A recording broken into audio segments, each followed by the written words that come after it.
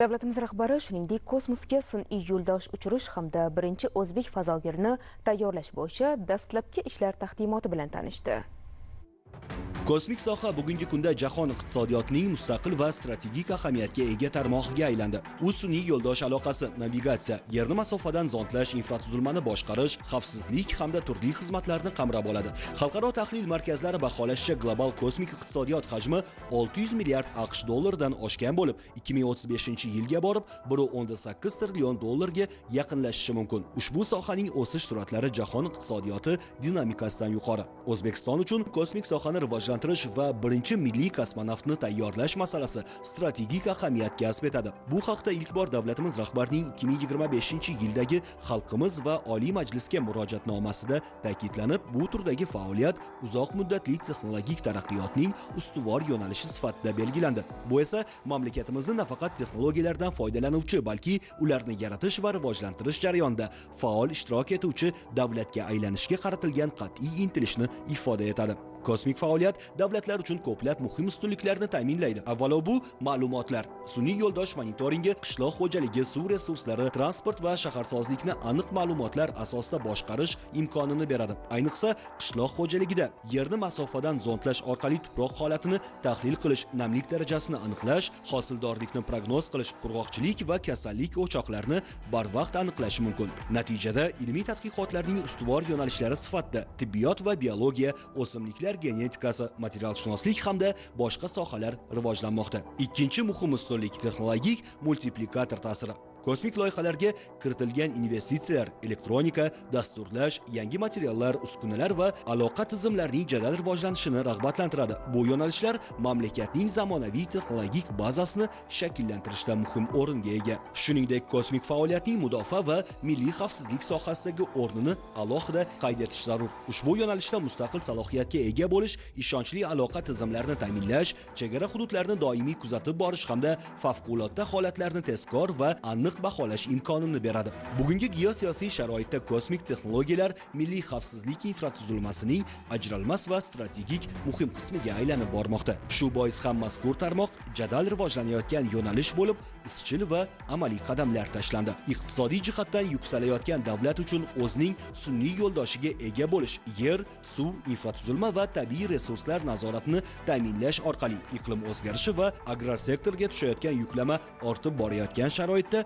iqtisodiyot va oziq-ovqat xavfsizligining ajralmas qismiga aylanadi. Shu bilan birga kosmik dastur muhandislar, tahlilchilar va yuqori texnologiyali ishlab chiqarish mutaxassislariga bo'lgan talabni oshirib, inson kapitalini rivojlantiradi.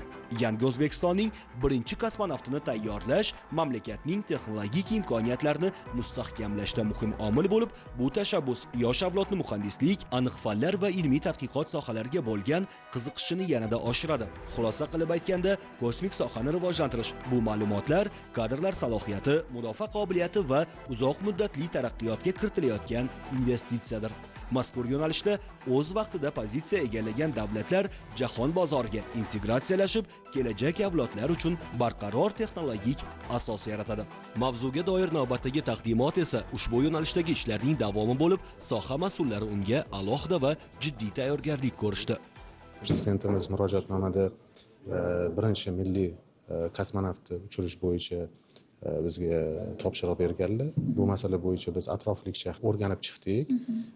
Rivojlanayotgan davlatlarni o'zini milliy kosmonavtini uchirish, u kosmonavtni tayyorgarlik jarayoni, uni uchgandan keyin u xalqaro kosmik stansiyada qiladigan ilmiy tadqiqotlarini hammasini atroflicha hozir o'rganib, shu bo'yicha hozir taqdimot qilamiz. Xabaringlar bor, 2028-yilda Xalqaro astronavtika kongressi o'tib borish bo'yicha biz hozir ishlarni jadallashtirganmiz. Biz buni qo'lga kiritganmiz oldingi yili va bu bo'yicha ham axborot beramiz, tayyorgarlik mavzuli va qilinayotgan ishlar masalasi bo'yicha. Muhiddin aka, bu qanaqa maket prezidentga taqdimot qilinadi? Bu shu bizning sun'iy yo'ldosh taqdimotimiz edi. Yerni masofadan zondlash sun'iy yo'ldosh. Bu mana ikkita har xil model ko'rsatib berganmiz. Asosiy maqsadimiz bu sun'iy yo'ldoshni konstruksiyasi, ya'ni nimadan iboratligi, shu foydali yuklama deymiz, asosiy qismi, quyosh panellari, qanaqa uchishi, orbitada qanaqa ko'rinishi bo'yicha ma'lumotlarni beramiz. Taqdimotda shu kosmonavt masalasida berilgan topshiriqlar doirasida qilingan ishlar, o'rganilgan takliflarimizni ko'rsatib beramiz. Undan tashqari Yaponiyada shu 7 ta talabamiz hozir Kyoto universitetida o'qib borishyapti. Ularni o'qish holati, chunki bu yigitlarimiz hozir birinchi ilmiy sun'iy yo'ldoshi shu o'zbek bolalari Yaponiyada yashashyapti. Shuni holati bo'yicha. Birinchi o'zbekistonlik fazogirni uchiramiz deyishganda, u kim bo'ladi, qanday tanlab olinadi degan savollar juda ham ko'pchilik tug'ilgan. Shu haqida ham tanlov bosqichlari haqida ham gapirib bering. Tanlab olindimi yoki hozir qaysi bosqichda ketyapti? Umuman aytganda, o'zi kosmonavtga bo'lgan talab albatta yuqori bo'ladi, chunki u yerda sog'liqqa bo'lgan talab, fiziologik holatiga, ilm nuqtai nazaridan, til bilish nuqtai nazaridan, chunki umumxalq bir dastur qilmoqchimiz tanlov marosimi. Bo'lajak kosmonavtimiz qayerda, o'zimizda o'qiyaptimi yoki xorijda o'qiyaptimi? Endi bo'lajak kosmonavtimiz o'qiyotgan ham bo'lishi mumkin, ishlayotgan ham bo'lishi mumkin. Mana misol uchun Vengriyaning kosmonavti doktor bo'lgan, Arabistondagi kosmonavti bu rak bo'yicha olim bo'lgan. Bitta narsani ayta olaman, aniq kim bo'lishidan qat'iy nazar bu bir juda bir katta baxt. Yangi O'zbekiston birinchi milliy kosmonavt unvoniga ega bo'lish, men o'ylayman, bu tarixda qoladigan bir iz. Bugun davlatimiz rahbari Shavkat Mirziyoyev kosmosga sun'iy yo'ldosh uchirish hamda birinchi o'zbek fazogirini tayyorlash bo'yicha dastlabki ishlar taqdimoti bilan tanishdi. Ta'kidlanganidek, bugun dunyoda raqobat yangi bosqichga chiqib, iqtisodiy qudrat tabiiy boyliklar bilan emas, intellektual salohiyat va texnologiyalar bilan o'lchanmoqda. Kosmik texnologiyalar esa strategik ahamiyatga ega yo'nalishlardan biriga aylandi. Mamlakatimizda kosmik ma'lumotlardan foydalanish boshlanganiga ko'p vaqt o'tmagan bo'lsa-da, qisqa vaqt ichida sezilarli amaliy natijalarga erishildi. Davlat kosmik monitoringi ishga tushirilib, ushbu tizim proaktiv ravishda ishlamoqda. Shu bilan birga so'nggi 5 yilda masofadan zondlash ma'lumotlariga talab 3 karra oshgani, hozirda kosmik monitoring bilan 10 dan ziyod davlat idoralari va barcha hokimliklar ishlayotgani ko'rsatib o'tildi. Eng muhimi, kosmik ma'lumotlar orqali biz ko'z bilan ko'rib bo'lmaydigan iqtisodiy imkoniyatlarni aniqlab, ularni real daromad manbaiga aylantiryapmiz. Bu davlat resurslarini boshqarish mexanizmi va madaniyati o'zgarayotganidan dalolat, dedi davlatimiz rahbari. Shu bilan birga kosmik sohada uzoq muddatli va barqaror milliy tizim, sun'iy yo'ldoshlarni boshqarish, ma'lumotlarni qayta ishlash va ulardan amaliyotda foydalanish infratuzilmasini shakllantirish muhim ekani qayd etildi. Bundan maqsad mamlakatimiz suveren va obyektiv ma'lumotlar manbaiga ega bo'lishidir. Hozirgacha xorijiy davlatlar tajribasi o'rganilib, bo'lajak sun'iy yo'ldoshning aniqligi va foydali yuklamasiga doir texnik talablar aniqlandi. Taqdimotda ilmiy texnologik salohiyatni oshirish doirasida birinchi milliy ilmiy sun'iy yo'ldoshni yaratish loyihasi ham ko'rib chiqildi. Loyiha doirasida mutaxassislarni tayyorlash va muhandislik jamoasini shakllantirish 2028-yilda Mirzo Ulug'bek nomli 6U formatdagi ilmiy sun'iy yo'ldoshni uchirish taklif qilindi. Davlatimiz rahbarining tashabbusi bilan birinchi milliy kosmonavtni tayyorlash va uni fazoga uchirish strategik vazifa sifatida belgilangan. Bu shunchaki ramziy qadam emas, balki mamlakatimiz ilmiy salohiyati, yoshlarimiz orzusi va milliy g'ururimiz ifodasi bo'ladi, dedi mamlakatimiz yetakchisi. Milliy fazogirni qisqa muddatga 10-14 kunlik parvozga tayyorlash taklif qilindi. Bunday parvozlarni tashkil etish bo'yicha xalqaro hamkorlik istiqbollari ko'rib chiqildi. Kosmonavtni fazoga uchirish aniq ilmiy dasturni amalga oshirish bilan uzviy bog'langan bo'lishi zarurligi qayd etildi. Zero bu yutuq mamlakatimizning xalqaro nufuzini oshirishi bilan birga ilmiy salohiyatni rivojlantirish, yangi loyiha va texnologik tashabbuslarning paydo bo'lishi, yoshlarning fan va texnologiyalarga qiziqishi ortishiga xizmat qilishi kerak. O'zbekiston kosmonavti fazoda bo'lishi, olib borilishi mumkin bo'lgan tadqiqotlar yo'nalishi sifatida tibbiyot va biologiyada masofaviy tashxis qo'yish, mahalliy dorivor ekstraktlar samaradorligini oshirish, o'simliklar genetikasida qurg'oqchilik va sho'rlanishga chidamli navlarni sinash, yopiq agrobiotizmlar modeli, materialshunoslikda issiqlikni to'plash va boshqarish uchun materiallar, mato va tolalarni sinovdan o'tkazish kabi yo'nalishlar taklif qilindi. 2028-yilda Samarqand shahrida kosmos bo'yicha xalqaro kongress o'tkazish masalalariga ham taqdimot davomida to'xtalib o'tildi. Unda AQSh, Yevropa, Xitoy, Hindiston, Rossiya va boshqa davlatlarning yetakchi kosmik tashkilotlari ishtirok etishga qiziqish bildirgan. Mas'ullarga ushbu xalqaro tadbirga yuksak saviyada tayyorgarlik ko'rish topshirildi. Taqdimot yakunida davlatimiz rahbari Shavkat Mirziyoyev sun'iy yo'ldoshlar loyihalari va milliy fazogirni tayyorlash bo'yicha hisob-kitob hamda amaliy takliflarni puxta ishlab chiqish bo'yicha mutasaddilarga tegishli topshiriqlar berdi. Biz butun xalqaro tajribani o'rganib chiqdik.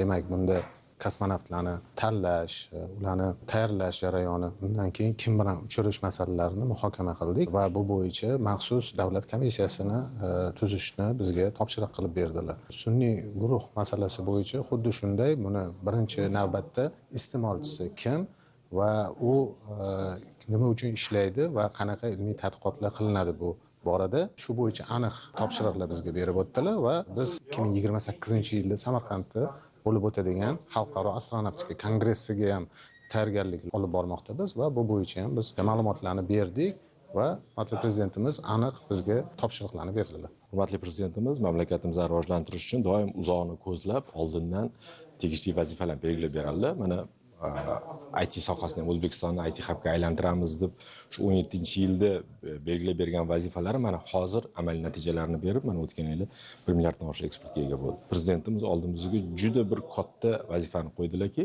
mustaqil O'zbekistonning birinchi kosmonavtini osmonga chiqarish va O'zbekistonni o'zini sun'iy yo'ldoshini yo'lga qo'yish masalasi. Albatta, oddiy odam nuqtai nazaridan qaraydigan bo'lsak, bu juda uzoq o'ylab ko'riladigan vazifa, lekin bunday ichiga kirib, mana hozir komissiya qilib o'rganib, qaraganda ko'rilyaptiki, buning orqasidan mamlakatda ilmiy potensial, mamlakatda yoshlarni ilmga bo'lgan qiziqishi, harakati juda katta o'zgarish sabab bo'lar ekan. Biz hozir turli xil shu kabi davlatlar tajribalarini o'rgandik va umuman shu yo'nalishdagi bo'layotgan xalqaro tajribalar bo'yicha hurmatli prezidentimizga taqdimot qildik va prezidentimiz vazifa qo'ydilarki, ertaga shu ilmiy yo'nalishda qaysi sohaga foydasi tegadi, masalan qishloq xo'jaligi deymizmi, oliy ta'lim yo'nalishidami yoki yana tegishli boshqa vazirlik idoralardan qo'shib shu komissiyada buni aynan iqtisodiyotimiz uchun, ilm fan uchun qanday foydasi tegadi va ertaga mamlakatimiz rivoji uchun yana nimalarni o'ylasak bo'ladi degan masalada birgalikda ishlab, bu masalani doimiy tizimli ravishda axborot berib bo'lish topshiriq berildi. Shuning uchun ham mana hozirdan boshlab